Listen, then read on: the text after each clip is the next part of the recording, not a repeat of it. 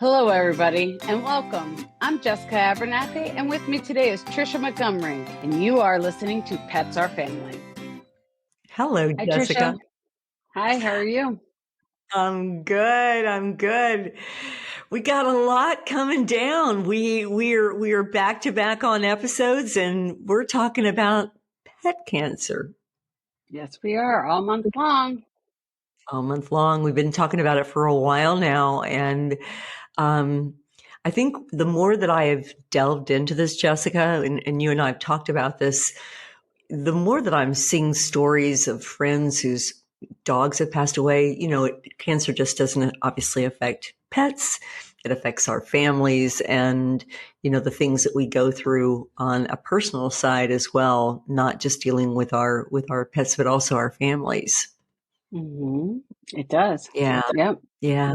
Yeah. I think learning more about that and what's happening with, within the realm of both veterinary medicine and human medicine, and just thinking about it from a pet parent side of that, and realizing that, also from the human side, our own parents or our children, or even, us, their cancer is impacting so many of us. And it's going to be interesting to talk to Dr. Becca and hear what she has to say regarding this NuQ test and early detection.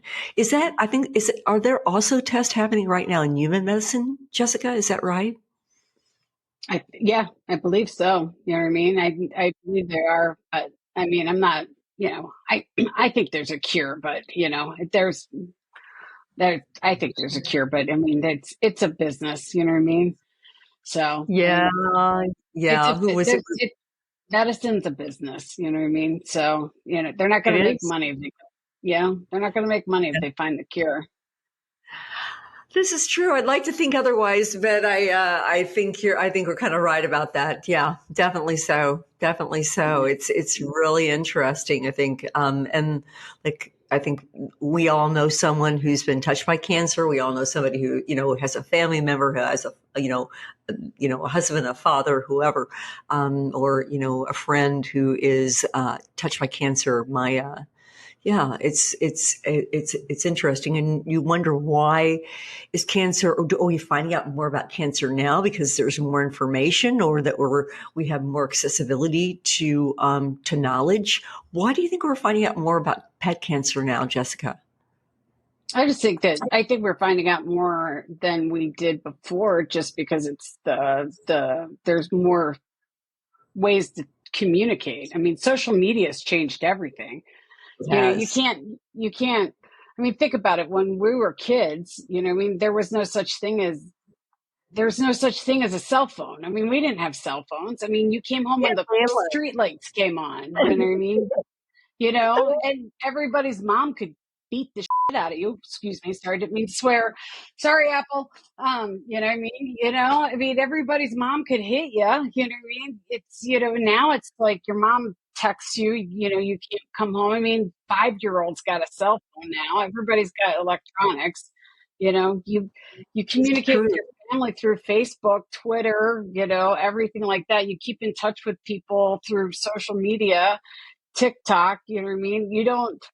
You digitally keep in touch with people. You don't travel to see people anymore. So it's just different. You know what I mean? Everybody's got a camera. It's a different world than before. I It's mean, totally. I went into Whole Foods the other day, and I was like, it asked me if I wanted to use my palm to pay. Get the fudge out of here! Almost. Yeah, I No, know. you are lying. What do you mean? Yeah, you can pay with your palm now. Oh, you have a chip Yeah. in your hand? Scan it from your palm? Yeah, it Stop. does it. I'm not No. kidding you. Yeah. No. That's Yeah. crazy. I Hmm. don't want that. Yeah. I I do not mean, want it's that just, at all. yeah. The movies that we watched as kids about stuff like that is coming true. You know what I mean? It's, it's a different world, I mean, when we were kids, just, the next thing you know, I mean, by the time you and I have grandchildren, you know what I mean? We're Never. going to be talking on our Never wrist, be. you know? Yeah, That's going to be it a big is. never for me. I will never have grandchildren. Hello, Gabrielle, Jonathan, if you're listening, that would be amazing. But however, I don't see that happening anytime soon. Yeah, I mean, it's just, iRobot's going to be your next thing, I Well, mean, yeah, yeah, all the things. You're right. You're right about that. It's interesting to see where we're going, and then the dilemmas right now with social media, and the influence that social media is having on our children and mental health and everything like that. But surely I digress. We are here to talk about pet cancer. It is November. It is Pet Cancer Awareness Month. And we're talking to Dr. Becca Timmons. She is with Volition Veterinarian. She is the lead research scientist at Volition Veterinary. And I'm so pleased and honored to have her on our podcast today. So Jessica, what are you going to do? I'm going to go get her. Let's go, go, go. Dr. Rebecca Timmons, thank you for joining us on Pets Our Family. Such an honor and a pleasure to have you here. Thank you so much for having me. I'm honored to be a part of it. Thank you. So just a question. You're a veterinarian, is that correct? Yes. So I do get this question a lot. I am a veterinarian. Okay. I'm just also a research scientist. So I got dual action going on.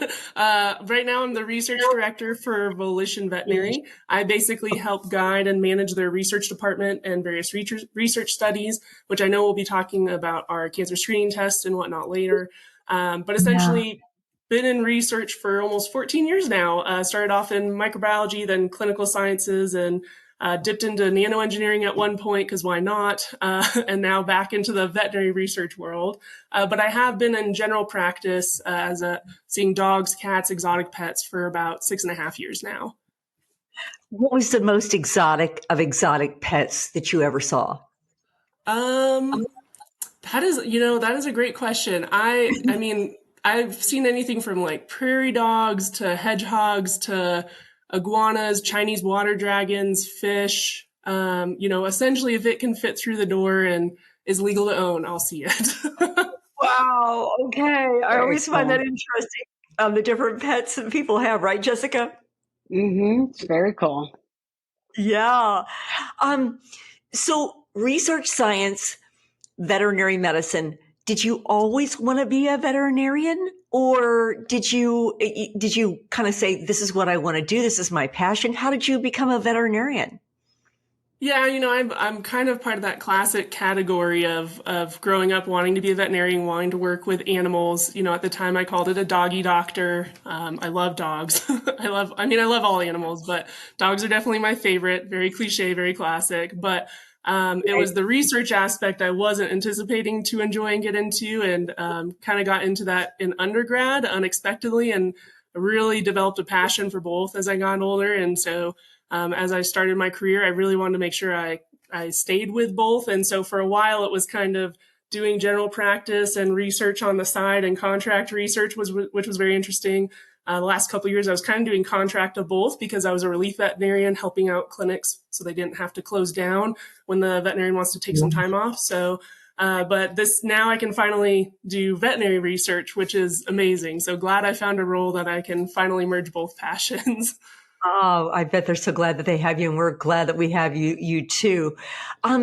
So your research in Volition Veterinary, and we're talking about pet cancer and November Pet Cancer Awareness Month, and this is March, and you're going to be joining us on the webinar on November 2nd. But my question for you is, what's cancer? Really, what is cancer? Yeah, this is a great question. This is something I get all the time in general practice. Cancer itself, the most basic way I can explain it is it's really just abnormal growth of cells that should not be growing that way. And that can either invade tissue locally or even spread to other locations if it's more aggressive. The hard part about cancer is it is technically a very broad term that actually encompasses hundreds of diseases, right? Sometimes cancer can just be used to describe only aggressive diseases that invade tissue and spread to other sites. But technically speaking, even benign tumors are abnormal growth of cells and could also be considered under that cancer umbrella, in a sense. So when you look at cancer in pets, what does cancer in pets look like? If you were to really put a broad range on it and say, this is what it looks like, what does it look like? Yeah, and that's again great follow up. That's another question I commonly get asked owners is like, well, how do I know that my pet has cancer? What do I look for at Yeah. home? And again, the hard part is it is really many different diseases. So that means unfortunately it can also look like a variety of things. From maybe it's a new lump or bump you find on the pet, maybe they're just suddenly lethargic, maybe unintentional weight loss, their appetite's not great. Sometimes chronic intermittent, vomiting or diarrhea. And so what I more so is tell owners when they ask me that question is like, well, let's talk about what are things to look out for so that you know to come in and see me or even go to an ER. What is urgent versus emergent? Especially with the veterinary industry being so overwhelmed, I don't want in order to feel like that they have to go to an ER if they don't need to. So urgent, seeing, shortly with your general practice veterinarian, your primary care veterinarian, if you see a new lump or bump on the pet, as long as it's not growing really rapidly or looking infected, I would definitely call your primary care vet. If they're just kind of not eating great, but still eating, change in appetite, if there's any change in their thirst or urination, they're still drinking, they're still urinating, but that changes.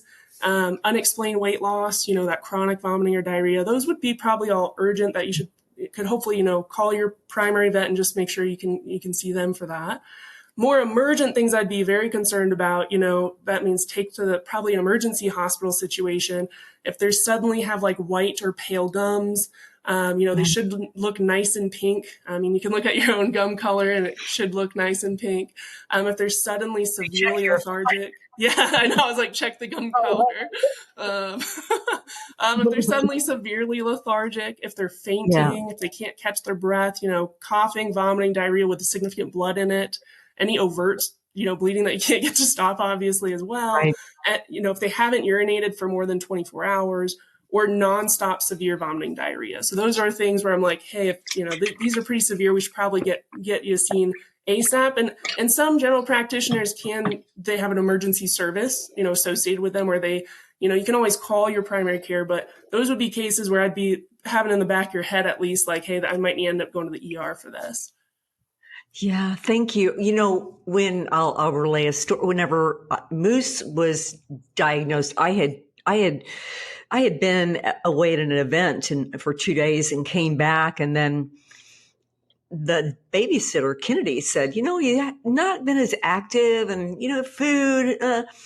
And I came home and put my arms around him and was, as we rub and lug and, tug on our dogs and love them. And I found those 4 nodes and they had not been there before. And it was very sudden, very, very sudden.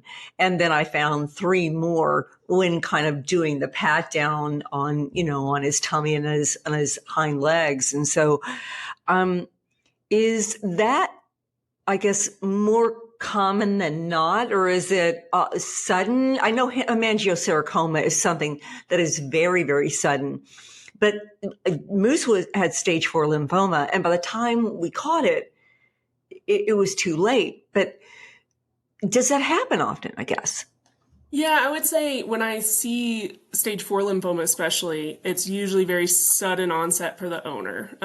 There's been numerous times where I find swollen lymph nodes incidentally on exam. Usually that's when they're kind of lower stage or grade and we catch it a little bit earlier. But when owners notice those lumps or bumps at home around the lymph nodes, around the jaw, in front of the shoulder, behind the knees, those are sometimes under the armpits, those are the most common places owners will call and say, hey, there's like a golf ball under my dog's chin or in front of their shoulder. And that's when we're like, hey, we probably need to see him soon. But that's usually, unfortunately, the more common presentation as you described.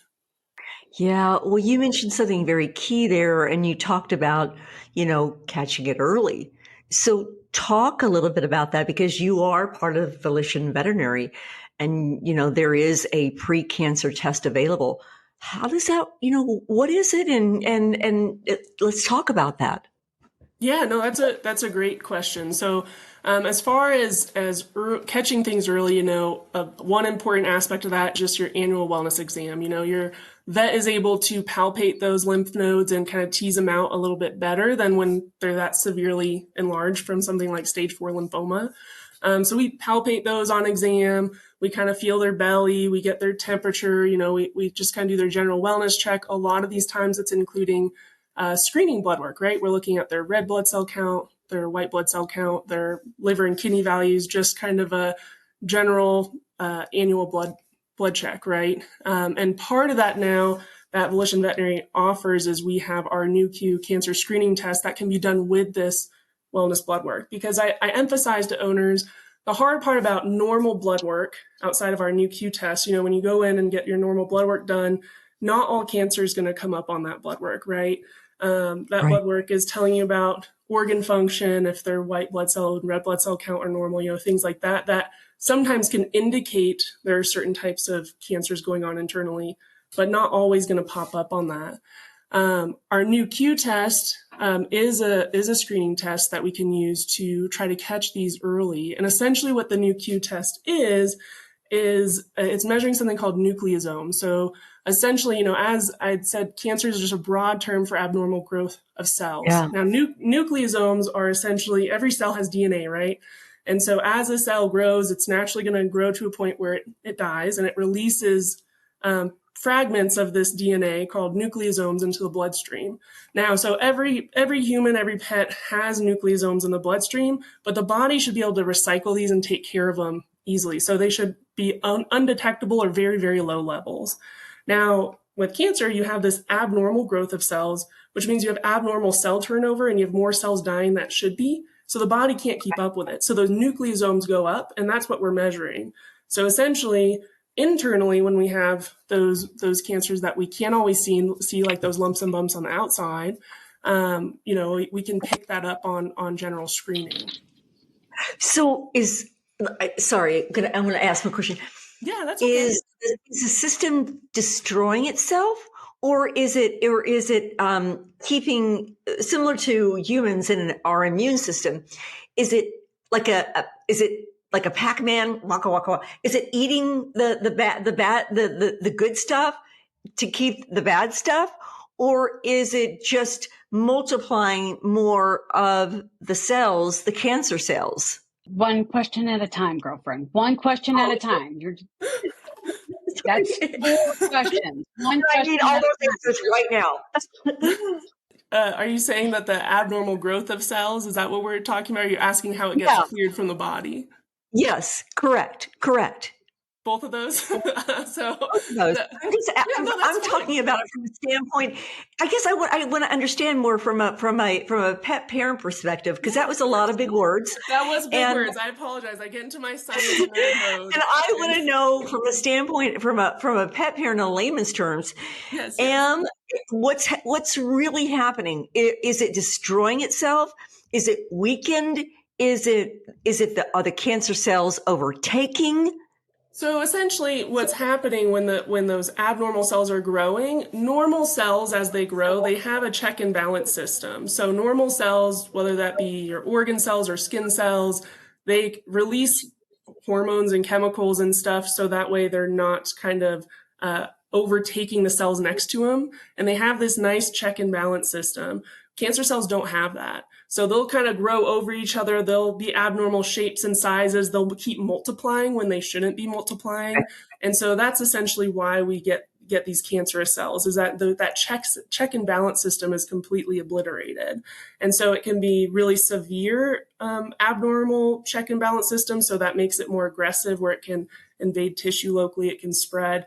It can be a little less so then we get those slower growing tumors. It really just depends on the type, which cell is originating from it, and the type of cancer it is. And so that's that abnormal cell growth. But because they're all growing abnormally, you get higher growth, but you're also getting some of those cells are dying because that check and balance system is just not in place anymore.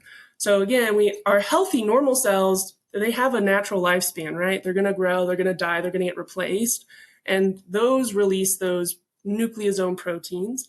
But your body can normally keep those at a very low level because of the checks and balances in it. So your organs can filter those out. The rest of your body can kind of clear that healthy normal. It's kind of like when you get blood work and you have your liver values, there's a normal reference range, right?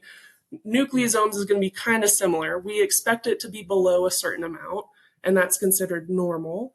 It's just with these cancer cells, they're turning over at such a rapid rate. They're releasing way more in the bloodstream that the body can keep up with on taking care and getting that out of the bloodstream. And so that level is going to raise, kind of like when you have a high kidney value or high liver value. Again, we have those normal reference range of liver and kidney values. It's just when the body can't keep up with that enzyme turnover, or that organ's very upset and releasing more of those proteins or enzymes that we measure on blood work, it's going to show up on blood work. And then we're like, oh, that's not in the normal reference range. And so we should be concerned about that.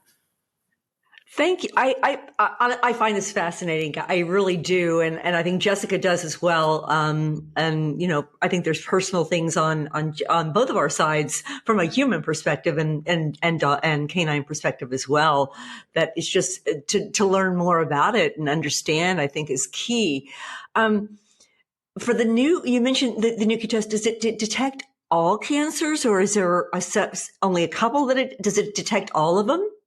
That's a great question. And again, another common one that I get. So it does detect the most common type. It detects some of the most common type of scary internal cancers. So again, cancer is a broad term with a wide range of diseases. So, the short answer is no. But again, because it's a broad term, and we know that as veterinarians, there's going to be certain tumors where you're going to probably want to get a biopsy or poke it with a needle and get cell sample that way, right? Like if you have a lump on a pet, you probably want to get a direct biopsy because that's going to be easiest. And you can see that, the owners can see when that pops up. The concern with these internal cancers like hemangiosarcoma or lymphoma, owners can't always see that, and those lymph nodes, although, Moose had those external lymph nodes swollen, there's a bunch of internal lymph nodes as well. And sometimes those are the ones that are affected by lymphoma, and owners can't see that. So the good news is that our test does screen for and detect some of those most common internal scary cancers, which I think is definitely most practical and most important, especially, as me as a veterinarian and also as a pet parent. Dr. Timmons, at what age can you begin to detect for cancer? Can you start doing it when they're, their first well check? Is that something to do, or how often would you do those? So typically we recommend to start in senior pets. We think that's the most practical, when they're about 7 or 8 years old, and in all breeds. But there are certain breeds that are just more prone to cancers. Think of, unfortunately, our friendly golden retrievers. They tend to be a little bit more prone to it. Bernese Mountain Dogs, Labs, Boxers. There are certain breeds that are just a lot more prone to cancer, and we do recommend starting that screening younger. Why is that? Why are certain breeds predisposed to pet cancer? And if I'm considering getting a dog, would I want to consider getting the most popular dog in the U.S., the Labrador Retriever or the Golden Retriever? Why? Why is that? Well, there's a few different reasons we see it more commonly in these breeds. One, it's unfortunately there's an overbreeding issue with that. There's a pure genetic thing related to that. Mm-hmm. Pets are living so much longer now too. We're just seeing cancer more often in breeds as a whole. But now that we're doing more studies and be able to detect it better and more research behind cancer and understanding the different types and the different treatments, I think we're just able to detect it better, and especially in these very popular breeds. And when we have these purebred animals, they do tend to be a little bit more prone to certain health issues, unfortunately. And, with what I tell owners is every breed is going to have its problems, unfortunately. So it's a matter of just knowing what you're getting in for. And, it doesn't mean you shouldn't get a golden retriever. They're the sweetest dog, but it just knows that it's just good to know what you're getting in for and what they may be predisposed to. Because again, unfortunately nowadays, any breed is going to have its predisposition. It's going to be prone to some sort of issue, whether that be cancer or hip issues or teeth issues or allergies. Yeah. So it's just, know what you're getting in for it and prepare accordingly, right? Yeah. I just read a story, and maybe you saw it too, of the dog who lived to be 37 years old. Wasn't he from Portugal or something like that? Yeah. And the reason why the owner said he lived so long, and the man had actually gotten him when he was 8 years old. And, what was it? He said he was never on a leash. He ate what we ate, and he just ran, and he was on a farm. And the guy said, this is how he lived to be healthy. So something to think about. So we're all aware of, there's a sustainability. A lot of people are talking about toxicity in toys, in, nylons, or in plastics. And, for years, we've talked about the things that go into our dogs' mouths and their tummies and the food that they're eating, but we really haven't thought about what they're chewing on. Do you believe that might be causing that toxicity, or why are we seeing more cancer in pets? No, I think that's a great question. I think I think everyone wants to find something to blame for cancer. I mean, I would love if we could find the one thing or two things that are causing cancer, and we can just eliminate that from the environment, right? But we do know that certain things can put people at high risk for cancer. In animals, I think there's still a lot of investigation on what external things can actually cause that, or not even necessarily cause, but just predispose them a little bit more. Right now, the biggest thing we're aware of is one, genetics, and two, I think the hard part is again, pets are just living so much longer.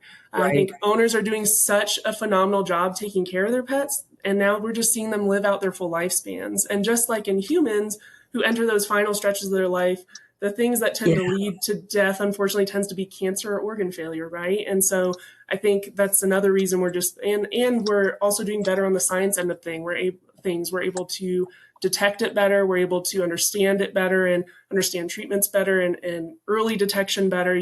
So I think and on top of that, owners are taking their pets to the vet more too. So we're just seeing more prevalence just because, again, owners are just doing a phenomenal job. I love that. I love it. Shout out to all the pet parents out there. Jessica, how old is Teddy? How old's Teddy now? He'll be 13 in December. That's amazing. Mm-hmm. Yep. Wow. He's got a few issues. Is he blind, or is he having some issues seeing, right? Yeah, he's 80% blind. Yep. And we just had a lump on the back of his jaw biopsied. Oh no. So no, it was good. It was all right. It came back negative, so we're good. Okay, good. It was just we're good. We're good. He's he's blind, he's sassy. Nah, he's good. We're good. No, I have a Shih Tzu. He's just as sassy. He might run into the walls, but he lets us all know. He lets us know that he's sassy. I'm a sucker for the small dogs. It's so funny. I always thought I was going to be a big dog person, and I've acquired all these tiny dogs, and I'm like, well, here I am in life, and I love them.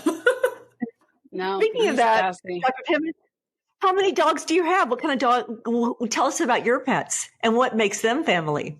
So I have a zoo at home. I have 3 dogs, a parrot, a tortoise, and 2 geckos.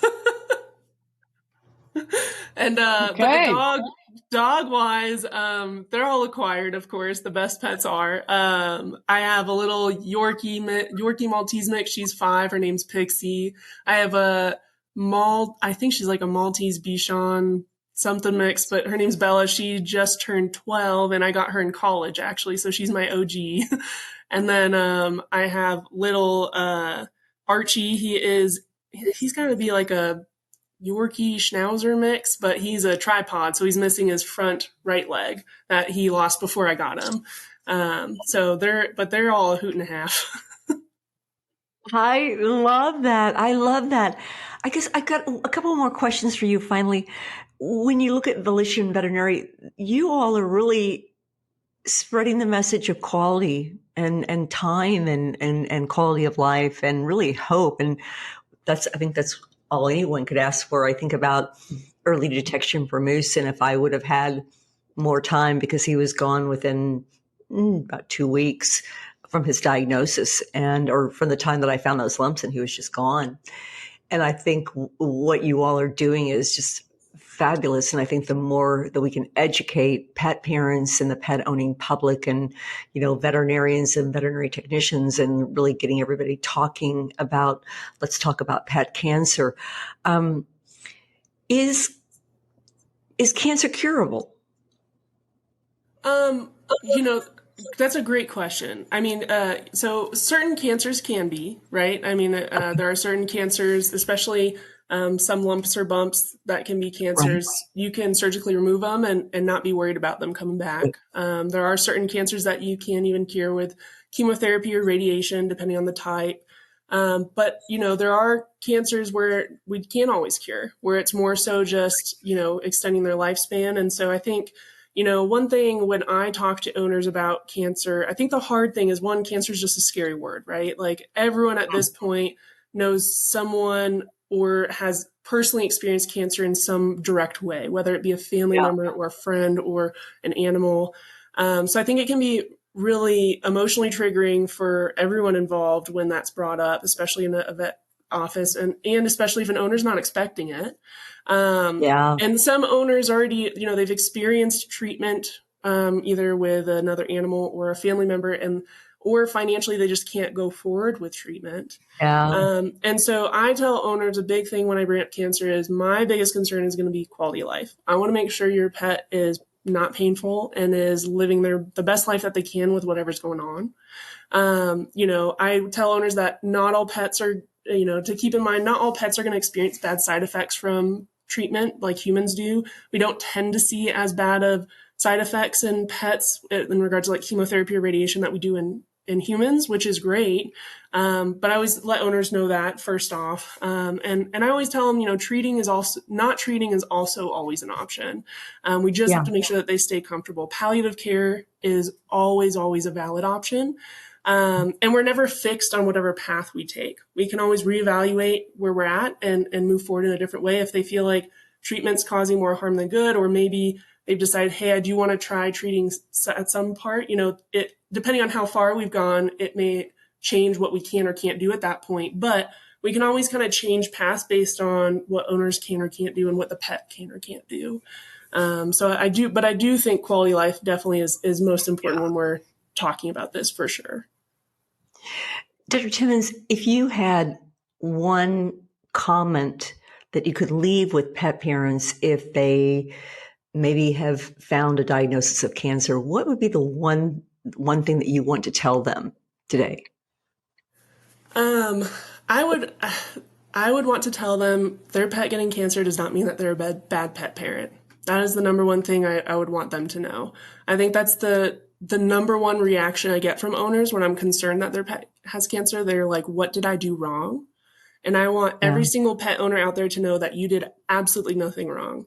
It is not necessarily related to what you were doing or feeding or how they were living their life at home or anything you were doing. It's unfortunately a mixture of genetics and bad luck. And, there are, and I think that's going to be the biggest thing I'd tell owners is it's not your fault. You did nothing wrong.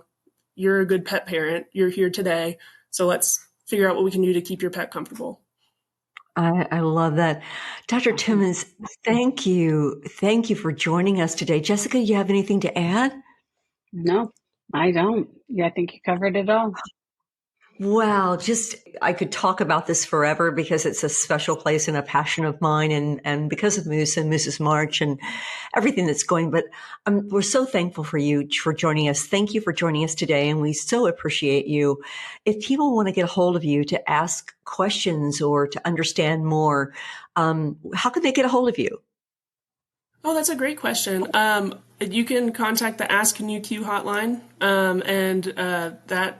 Anything that gets asked or even if my name gets mentioned in it, Dr. Becca Timmons, our staff knows to forward it to me. So feel free to contact our hotline. Got it. Thank you so much. Last question for you. How do you make your pets feel like family? Oh man, I try to do a photo shoot like once a year with them. I'm actually due to do that. But I don't know. I just like to cuddle them and hang out with them, at night when we're watching TV. And I have a big couch now, so they all get to hang out with me on it. And it's even the gecko. Does the gecko hang out with you too? Maybe just like the tortoise does actually. The tortoise is in the living room behind me, and she likes to hang out with us. The bird, she just likes to be around. She's not super cuddly, but she likes to be around as well. The geckos can be a bit feisty, so I like to not stress them out and keep them in their cage. Do they ever nudge you when like their favorite television show comes on? Like, they kind of like nudge you. The turtle comes out of his shell and says, "Hey, I'm ready to watch whatever." There are some, I do feel like sometimes she knows that we're watching either like The Bachelor or something, and she'll just start climbing at the edge of it, and we just hear her like clawing at it. I'm just like, what are you doing, Clover? But I swear, especially the There's someone Golden else who Bachelor watches right The Bachelor now. besides me. Oh We my were having a goodness. discussion about earrings with your colleague Devin from Bachelor in Paradise, Brandon, I think, Braden, whatever his name is. Brayden, I can't believe Brayden Braden, is on that got the show. earrings going on there. Shout out Blake Muñoz. We'd love to have you on our show right now. We know that you love animals. Come on and see us at Pets or Family.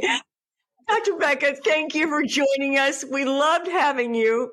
It has been our privilege and our honor to have you. And let's talk about pet cancer. Thank you so much. Thank you. You guys take care. All right. That was a good interview.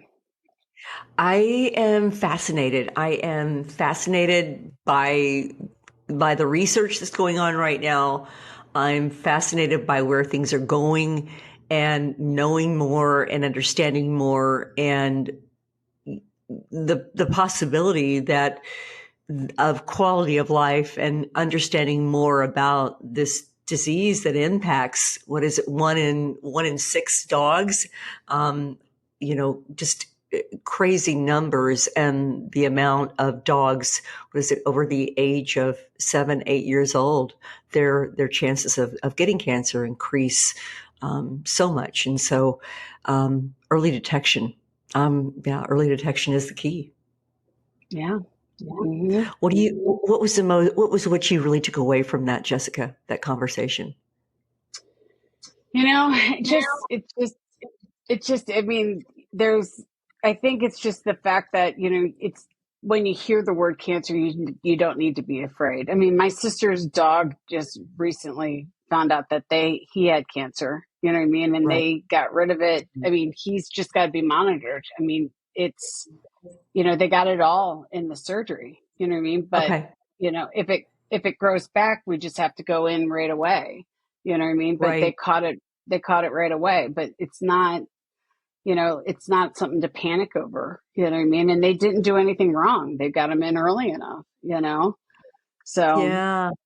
That was an interesting point she said at the very end, saying, that it's not your fault, that you are a good pet parent. And because I know, I think I blame myself with Moose. If I wouldn't have been at Talladega, if I wouldn't have been away, if I would have taken more time, if I would have done more things, that maybe I would have had more time and given him more quality of life. But I think that's the key too. It is about quality of life, and is that pup, and I know feline tests are coming out later, but is that pet getting quality of life, and the experiences that you're getting them? Are they in pain? And just relying on the beautiful recommendation and the advice of your veterinarian and understanding what they have to say. Yeah. Yeah. Crazy. Yeah. I mean, I think that's probably the best thing to remember too. You know what I mean? Go by the advice of the veterinarian. Yeah, definitely. So, Jessica, this has been, I've got my head's like spinning with all these questions and things like that about pet cancer and wanting to know more. We have a really big thing going on, and that is we have Giving Tuesday coming up on November the 29th. At Pets or Family, Moose's March is our charity. It is a 501c3 organization, and we are raising money to provide early detection kits to shelters throughout the country. We're also going to be providing direct support to pets and families in need, whether it's education or financial resources. We're working with our board and many people on how to best give with that. But again, November 29th is Giving Tuesday. We're kicking that off now, obviously. And it is our goal to raise $100,000. We are at $31,000 now as of this podcast taping. And the more money that we are able to raise for Giving Tuesday on behalf of Mrs. March can support pets and people and their families. As you know, pets are family. Right, right. Yep. So we're going to include a link in Yeah. our notes. We're going to have a link on the website, on our social pages. So if you feel like you want to help donate, please do.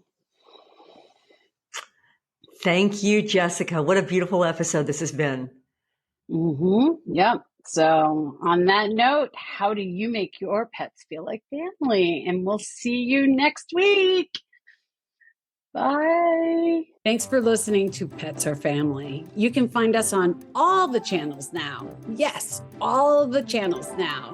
So make sure you share us with your friends, your families, and your coworkers, and anybody that has a pet. Make sure you like us, give us your feedback, tell us if anything that you want us to talk about, all that fun stuff. You can reach me at jessica@petsourfamily.net or trisha@petsourfamily.net. Thank you for everything that you guys do, but make sure you like us, subscribe, check us out on YouTube. You can always see what we're up to. And we want to thank all of our sponsors, all of the people that support us. We love every one of you, and we can't thank you enough. And remember, check out Moose's March. We're doing a big webinar on November 2nd, and we want everyone to come. We're going to be talking about pet cancer, and we have some amazing folks that are going to be doing this webinar. So come check us out, moosesmarch.com, moosesmarch.com. Come check us out. Talk to you guys soon. We'll see you next week. Bye.